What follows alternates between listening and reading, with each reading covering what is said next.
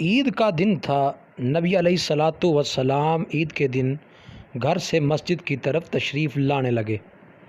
راستے میں آپ صلی اللہ علیہ وآلہ وسلم نے کچھ بچوں کو کھیلتے دیکھا۔ انہوں نے اچھے اچھے کپڑے پہنے ہوئے تھے۔ بچوں نے سلام عرض کیا تو آپ صلی اللہ علیہ وآلہ وسلم نے جواب ارشاد فرمایا۔ اس کے بعد آپ صلی اللہ علیہ وآلہ وسلم آگے تشریف لے گئے تو ایک بچے کو خاموشی کے ساتھ اداس بیٹھے دیکھا۔ آپ صلی اللہ علیہ وآلہ وسلم اس کے قریب رک گئے۔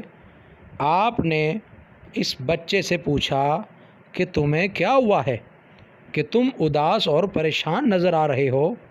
اس نے رو کر کہا، اے اللہ کے محبوب صلی اللہ علیہ وآلہ وسلم، میں یتیم مدینہ ہوں۔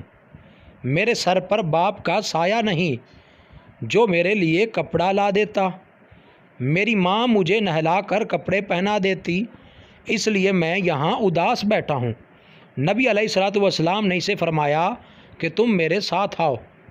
آپ صلی اللہ علیہ وسلم اسے لے کر واپس اپنے گھر تشریف لائے اور سیدہ عائشہ صدیقہ رضی اللہ تعالیٰ عنہا سے فرمایا، حمیرہ، انہوں نے عرض کیا، لبیک یا رسول اللہ، اے اللہ کے رسول صلی اللہ علیہ وسلم، میں حاضر ہوں۔ آپ صلی اللہ علیہ وسلم نے فرمایا، اس بچے کو نہلا دو۔ چنانچہ اسے نہلا دیا گیا۔ اتنے میں نبی کریم صلی اللہ علیہ وسلم نے اپنی چادر کے 2 ٹکڑے کر دیے۔ کپڑے کا ایک ٹکڑا اسے تہبند کی طرح باندھ دیا اور دوسرا اس کے بدن پر لپیٹ دیا گیا۔ پھر اس کے سر پر تیل لگا کر کنگھی کی گئی، حتیٰ کہ جب وہ بچہ تیار ہو گیا اور نبی علیہ الصلاۃ والسلام کے ساتھ چلنے لگا تو نبی علیہ الصلاۃ والسلام نیچے بیٹھ گئے اور اس بچے کو فرمایا، آج تو پیدل چل کر مسجد میں نہیں جائے گا بلکہ میرے نبوت والے کندھوں پر سوار ہو کر جائے گا۔ نبی علیہ الصلاۃ والسلام نے اس بچے کو کندھوں پر سوار کر لیا اور اسی حالت میں اسی گلی میں تشریف لائے جس میں باقی بچے کھیل رہے تھے۔ جب بچوں نے یہ معاملہ دیکھا تو وہ رو رو کر کہنے لگے، کاش ہم بھی یتیم ہوتے اور آج ہمیں بھی نبی کریم علیہ الصلاۃ والسلام کے نبوت والے کندھوں پر سوار ہونے کا شرف نصیب ہوتا۔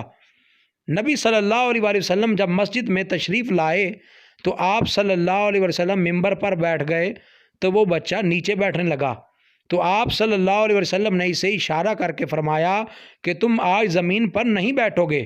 چنانچہ آپ صلی اللہ علیہ وسلم نے اس بچے کو اپنے ساتھ ممبر پر بٹھایا اور پھر اس کے سر پر ہاتھ رکھ کر ارشاد فرمایا کہ جو شخص یتیم کی کفالت کرے گا اور محبت و شفقت کی وجہ سے اس کے سر پر ہاتھ پھیرے گا، اس کے ہاتھ کے نیچے جتنے بال آئیں گے اللہ تعالیٰ اس کے نامہ اعمال میں اتنی نیکیاں لکھ دے گا۔